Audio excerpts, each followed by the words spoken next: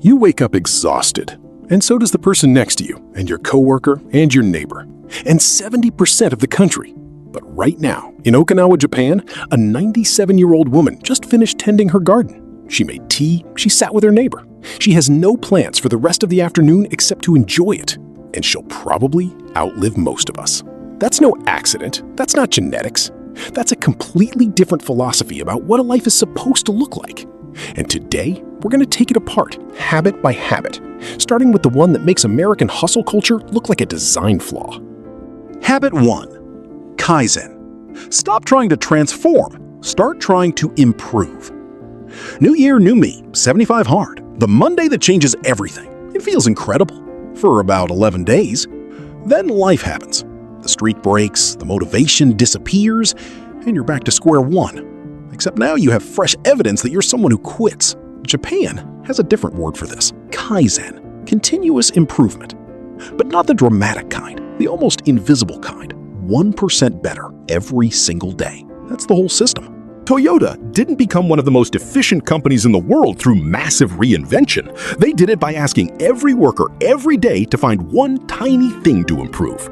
2 seconds faster, 1 step eliminated, 1 small friction removed. Sounds insignificant until you do the math. 1% better every day for a year? You're 37 times better by December. Not double, not triple, 37. And here's why it works where motivation fails. Motivation is emotional. It spikes and crashes. A 1% improvement is so small you can't argue yourself out of it. Can't say you're too busy. Can't say you're too tired. It's too small to resist. Want to get in shape? Don't join a gym. Do 1 push-up, because 1 leads to 5. 5 leads to 10, and 10 becomes a habit before you realized it happened. Want to read more? 1 page before bed. That's 365 pages a year. More books than most Americans finish in 5 years. From 1 page a night. Kaizen doesn't ask you to be extraordinary. It just asks you to be slightly better than yesterday. Stop transforming. Start improving. But Kaizen alone can't answer the most important question. And without the answer, none of the improvement means anything. Habit 2. Ikigai. The question that predicts how long you'll live. Improving is powerful. But improving toward what? That question, right there, is what separates people who live long, full lives from people who just exist for a long time. In Japan, they call the answer Ikigai. Your reason for being. Not your job title, not your 5-year plan, the actual reason you want to wake up tomorrow. Researchers studying Okinawa, where people routinely live past 100, found something that surprised everyone. The strongest predictor of longevity wasn't diet, wasn't exercise, wasn't genetics, it was purpose. When you have a reason to show up, your body fights to keep going. When life feels empty, your immune system weakens, stress hormones stay elevated, and you age faster. The biology is documented and real. But here's where it gets uncomfortable. Americans are incredibly good at building careers. We're not very good at building meaning. We optimize for salary, status, and security, then wonder why, after achieving all 3, something still feels hollow. Why Sunday nights feel heavy. Why retirement feels terrifying instead of exciting. Ikigai lives at the intersection of 4 things: what you love, what you're good at, what the world needs from you, and what can sustain you. Most people have 1 or 2, some have 3. Almost nobody has all 4 working together, and that gap is exactly where the emptiness lives. 5 minutes. That's all this takes. Write down what makes you lose track of time. Write down what people consistently come to you for. Write down what kind of help the world around you actually needs. Look for the overlap. You don't need perfect answers today. You just need to start asking. Because the people who live longest aren't the ones who worked hardest. They're the ones who never ran out of reasons to keep going. You know your why now. But none of it matters if your body is running on fumes. And this next habit, 20 seconds before every meal, might be the simplest thing you do all year. Habit 3. Hara Hachi Bu. The 20-second habit that might add years to your life. Consider this for a moment. Before every meal in Okinawa, people say a phrase out loud. Hara Hachi Bu. Simple. Eat until you're 80% full.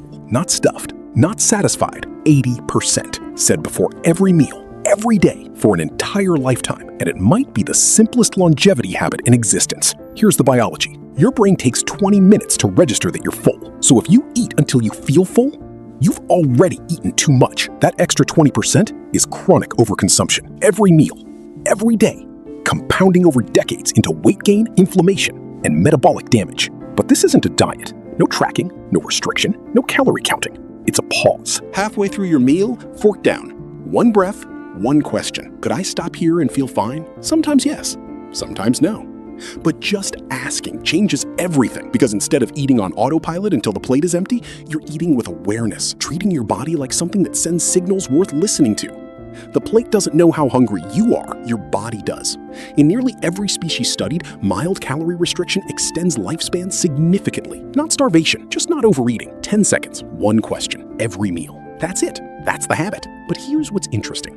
While Americans have spent decades perfecting physical optimization, the diet, the gym, the supplements, we've been systematically destroying something the Japanese treat as sacred, something your brain needs more urgently than any of those things. Habit 4. Ma. The art of doing absolutely nothing. This is the one Americans struggle with most. Not because it's hard, because it feels wrong. In Grounded, there's a concept called Ma, negative space. The pause between notes and music, the silence between words, the empty gap that gives everything else meaning. Ma is intentional stillness, and in Japan, it's not treated as laziness or wasted time. It's treated as necessary, like sleep, like water, like something you cannot skip indefinitely without consequences. America is terrified of stillness. If we're not producing, we feel guilty. So we fill every gap. Commute, lunch break, the 5 minutes waiting for coffee, with content, noise, scrolling, input. We are chronically, catastrophically overstimulated, and our brains are paying for it. Your brain does its most important work when you're not doing anything. The default mode network, activated during rest, handles creativity, emotional processing, problem solving, long-term memory. When you never rest, you short-circuit all of it. You're not more productive when you eliminate rest. You're just more busy. Those are not the same thing. The Japanese practice Ma in small ways all day. A few minutes with tea and no screen. A walk with no destination. A meal eaten slowly and with attention. Gaps in the calendar left empty on purpose, not luxuries. Maintenance. 10 minutes today. No phone, no podcast, no optimization. Just sit. Let your mind go wherever it wants. It will feel uncomfortable. Good. That discomfort is telling you exactly how badly you need this. Now, Ma quiets the noise inside your head. But the next habit works on something different. It's about stopping the war you've been fighting against yourself without even realizing it. Habit 5. Wabi-sabi, stop waiting for perfect. When was the last time you looked at your life and thought, this is enough? Not settling, not giving up, just genuinely, this right here, as imperfect as it is enough. If you can't remember, you're not alone. You've just been living inside a culture that profits from you never feeling like enough. Japan has an antidote. Wabi-sabi, the acceptance of imperfection, the beauty of things that are impermanent, incomplete, and flawed. A cracked bowl isn't broken, it's lived. A weathered table isn't old, it's full of story. A face with wrinkles isn't fading, it's mapping a life. Wabi-sabi doesn't say stop improving. It says stop making your peace of mind conditional on improvement. Stop telling yourself you'll be happy when the body looks right, when the house is finished, when the career hits the next level, because there will always be a next level. And you will spend your entire life arriving somewhere you never quite reach. The goal is not a perfect life. The goal is a present one. Once a day, find one thing that's imperfect, and instead of solving it, sit with it. Ask, what's the story here? What does this crack, this scar, this rough edge say about what's been lived? Small shift, enormous difference in how you experience an ordinary Tuesday. And Wabi-sabi makes peace with the imperfect world around you. But what about the imperfect person staring back at you in the mirror? The one who's been through things, made mistakes, carries weight nobody else can see. That's where this next habit comes in. Habit 6. Shinrin-yoku, the medicine that grows on trees. In Japan, doctors write prescriptions for the forest, not as a metaphor, actual medicine. You see your doctor, they send you outside, into trees, slowly, with no agenda. Shinrin-yoku. Forest bathing. When you spend time in nature, not exercising, just being. Cortisol drops measurably. Blood pressure lowers. Immune cells increase. Mood improves. Focus sharpens for hours afterward. Trees release compounds called phytoncides to protect themselves from bacteria. When you breathe them in, your stress hormones drop. Your nervous system shifts from fight or flight into rest and recover. Your body recognizes something it was built for. Because here's the thing.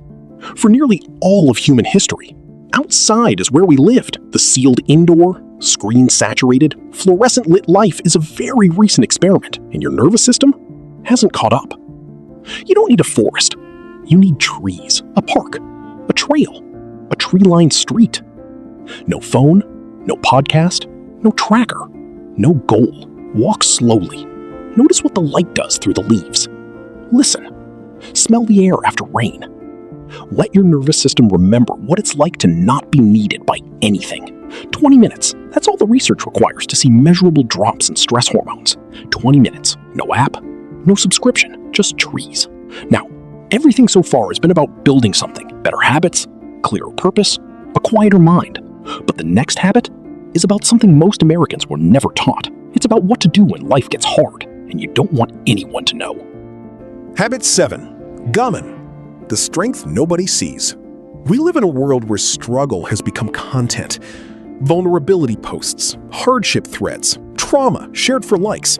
And look, there's genuine value in openness, in not bottling things until you shatter. But somewhere between healthy expression and constant performance, something important got lost. Japan calls it gammon, endurance with dignity, the quiet ability to face difficulty without letting it become your entire identity, to feel the weight of something hard and choose, consciously, to not let it define you. This is not toxic positivity, not pretend everything is fine. That's denial. That's its own kind of damage. Gammon is the inner acknowledgement. This is hard, and the conscious choice, but it will not control me. When you stop narrating your suffering, something shifts. You stop reinforcing the story that you're a victim. You stop feeding the part of your brain that constantly scans for evidence that life is happening to you. And quietly, without announcement, without applause, you take your agency back. The difficulty doesn't disappear, but your relationship to it changes completely. In a world where everything is performed, that kind of quiet strength is almost radical. You don't need an audience to be strong. You just need to keep showing up. Gammon is about enduring the break. But the final habit, the one the Japanese have practiced for centuries, is about what you build from the pieces after. Habit 8. Kintsugi. Let the cracks shine. In Japan, when a bowl breaks, they don't throw it away, they repair it. But instead of hiding the damage, they fill every crack with gold. Liquid gold pressed into every fracture until the break becomes the most beautiful part of the whole piece. The bowl doesn't hide what happened to it, it wears it. That's kintsugi, and it's not about ceramics. You will break. Maybe you already have. A relationship that ended badly. A career that collapsed. A version of yourself you lost and couldn't find again. A decision you regret. A season you barely survived. America tells you to move on quickly. Project strength. Keep forward momentum visible at all times. Act like the break was a detour, not a chapter. Japan says, the break is where the gold goes. The strongest people you'll ever meet aren't the ones who never cracked. They're the ones who cracked, who sat in the darkness long enough to really feel it, and then rebuilt and carried those gold seams forward. Not hidden, not apologized for, worn. Your failures aren't footnotes, they're chapters. Your scars aren't flaws, they're proof you fought something real. So if you're in a broken season right now, if you're in the middle of something you can't see the end of, remember this. You are not damaged. You are being transformed. Don't hide your cracks. That's exactly where the light gets in. Here is what all of this comes down to. America built a machine optimized for output, and it produced extraordinary things. Innovation, wealth, culture that spread across the entire world. None of that is nothing. But the machine forgot to ask one question. At what cost? Because if the cost is your health, your peace, your sense of purpose, if the cost is dying younger than you should in the wealthiest country in human history, then at some point the machine stopped working for the people running it. Japan didn't get everything right. No country does. But what runs underneath all 8 of these habits is one belief. A good life isn't built through intensity. It's built through intention. Kaizen, improve without burning out. Ikigai, know why you're improving. Harahachi-bu, one pause every meal. Ma, give your mind the space it's starving for. Wabi-sabi, stop making peace conditional on perfection. Shinrin-yoku, 20 minutes, just trees. Gamen, you don't need an audience to be strong. Kintsugi, what broke you can become the most beautiful part of your story. Pick one, make it embarrassingly small, do it tomorrow.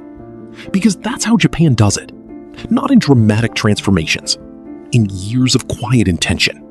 One small choice at a time, compounding into a life most people only dream about. The hustle isn't going away, but maybe it doesn't have to be the whole story. If this reframed something for you, subscribe, because we're going to keep doing exactly this, taking what the rest of the world quietly figured out and asking what we missed.